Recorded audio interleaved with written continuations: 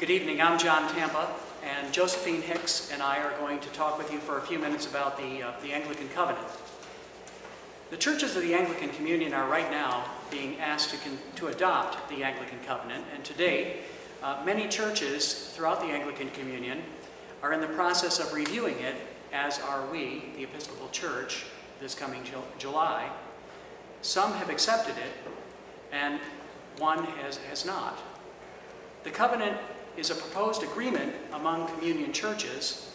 It's a 9-page document that has been developed by more than 3 years of work by an international committee with feedback from various Anglican bodies and churches. Now, the Episcopal Church, or any church, doesn't have to adopt the covenant in order to remain a part of the Anglican Communion, but as it's written, a failure to adopt it could result in a more limited participation within the Anglican Communion or other consequences that, according to the document, have not yet been determined. Where does this come from? The principal presenting issues that resulted in the proposed covenant were the blessing of same-gender relationships and the consecration of openly partnered bishops. These issues concerning sexuality were discussed at 3 successive Lambeth conferences culminating in 1998 with Lambeth Conference Resolution 1.10, which declared that homosexual practice is incompatible with Scripture.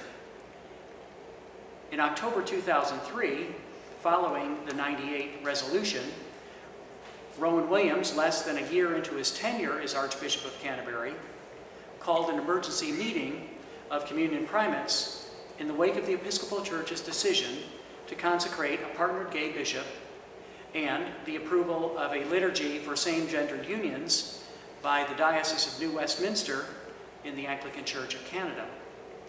The primates expressed alarm at these recent developments and called for the Archbishop of Canterbury to establish a commission to deliver within a year a report that would address the maintenance of communion among the Anglican churches. And this resulting report, which came out in 2004, was known as the Windsor Report. And although the Windsor Report was never actually adopted by any Anglican body, it was characterized by some as offering the only way forward to maintain communion.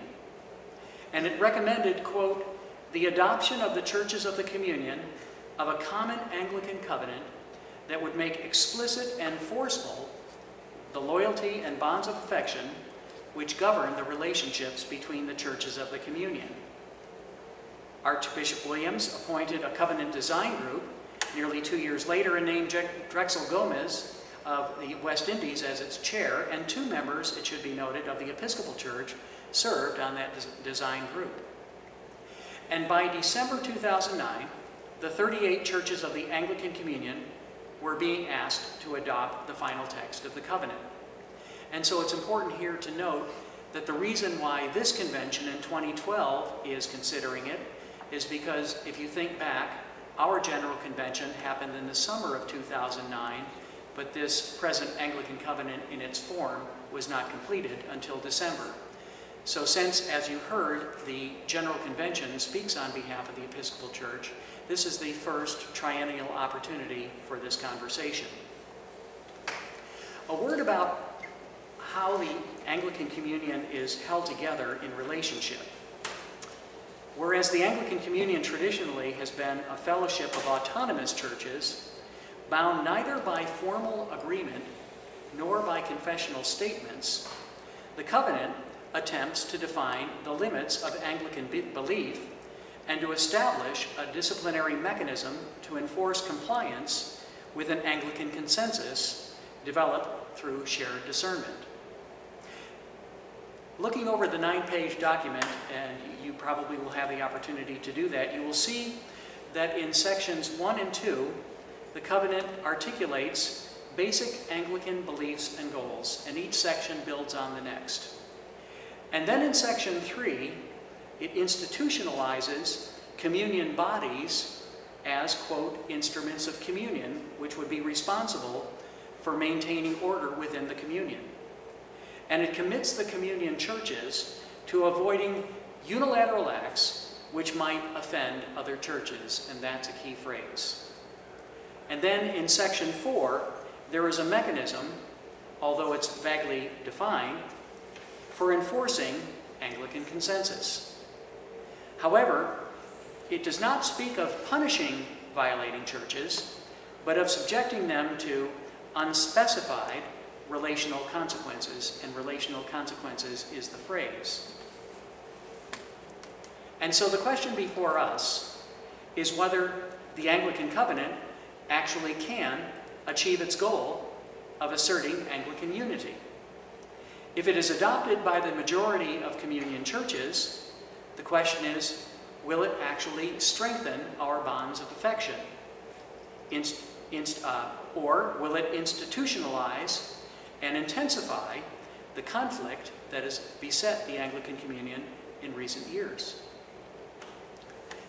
The Archbishop of Canterbury has been a strong advocate of the adoption of the Anglican Covenant, and he and other supporters assert that, quote, in order to live out our common inheritance of faith in our varying contexts, each church must commit itself to teach and act in consonance with Scripture as received by the churches of the Anglican Communion, mindful of the common counsels of the Communion and our ecumenical agreements.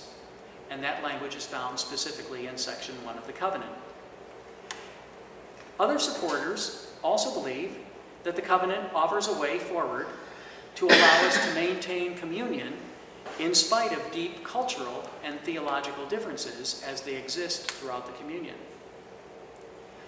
There is some dissent, however.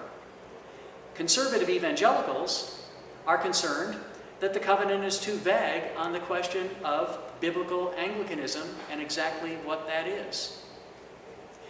The question here is interpretation and who has the authority to interpret and on what basis.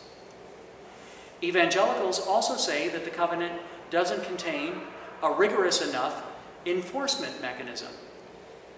At the same time, there are others who have expressed concerns about the proposed covenant's implications concerning biblical interpretation and authority, and whether in our present ethos of being bound in common affection, there should be any enforcement mechanism, and whether covenant churches, this covenant would preclude prophetic voices within the Anglican Communion. And those who do not support the covenant further suggest that rather than imposing a formal document of understanding where no consensus actually exists, Anglicans should acknowledge sincere differences of opinion, allowing them to be expressed and debated within the communion, free from threats of schism and exclusion. The Executive Council of the Episcopal Church at this convention plans to submit a resolution stating that the Episcopal Church, quote, is unable and to adopt the Anglican Covenant in its present form, unquote. And that's the recommendation by the Executive Council. And now the General Convention will need to decide whether to pass or amend or reject this proposed resolution. So I hope that gives you a little bit of a history, an overview of where it comes from, and its contents, what it hopes to do, what some of the supporters are saying, and what some of those who are opposed on both sides of the issue are saying as well. Thank you. I'm Josephine Hicks, and in addition to being a deputy to our General Convention, I serve as the lay member from the Episcopal Church to a body called the Anglican Consultative Council, which is one of the instruments of unity, instruments of communion mentioned by John. That's a group of bishops, priests, and lay people from across the Anglican Communion with members from each province that's part of the Anglican Communion that meets once every 3 years. I've been a member of that body since 2005. The 2 meetings I've attended have been very focused on issues of unity in the communion because of deep upset and deep angst over issues concerning blessing same-gender relationships and consecrating openly gay bishops. The last meeting I attended was in 2009, which resulted in a vote to approve a covenant, sending it off for a little refinement of drafting, which resulted in the final draft in December of 2009. At that time, there was a broad consensus among the members of the Anglican Consultative Council that we needed a covenant because we needed some way forward, some way to keep us together and keep us moving forward in spite of the really deep differences that we had over this issue and other issues. It's a little unclear to me what the feeling across the communion is right now. The next meeting is in October of this year, so we won't know until after our convention. We do know that only a handful of churches around the communion have actually voted conclusively one way or the other concerning the covenant. 5 have adopted it, 2 have rejected it. Many churches like ours have a governing system that requires consideration by different bodies that takes a lot of time. So there are many churches around the communion that have hit sort of a midway point where they've considered it to some degree. It needs more consideration. They'll come back and a follow-up synod or convention will make a final decision. So there haven't been a lot of definitive votes one way or the other across the communion since 2009, which may be the good news because it gives us all time to really think through it, decide what we want to do as a church in conversation and communication and communion with others across the communion. So it's hard to know where this will go as a document. I'm absolutely certain that relationships will remain strong across the communion regardless of what happens with this document. But it should be an interesting conversation at our General Convention and an important one in terms of our life in the Anglican Communion.